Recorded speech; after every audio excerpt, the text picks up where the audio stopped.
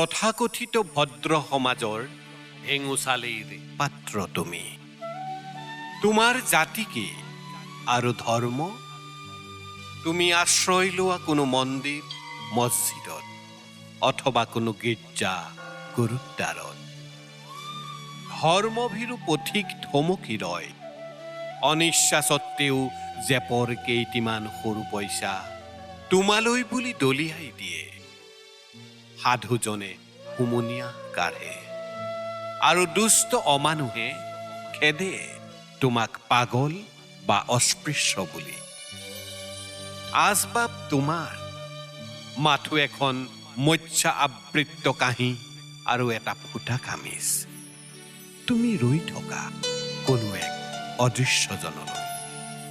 বুকুৰ ভঁৰালত একাজলি আশা, হেঁপাহ, এপাহি গোলাপ ফুল। ভিক্ষাৰী তুমি, কোনে বাৰু দিবহি তোমাক শৰতৰ শেৱালি সুমধুৰ? পলাশ ৰঙীন ফাগুন আৰু শস্যৰে ভৰা বহাগ।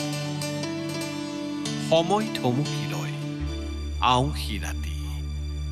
নাহে পুৱাৰ নিৰ্মল ৰদালি, তেজৰে কমলাপতি।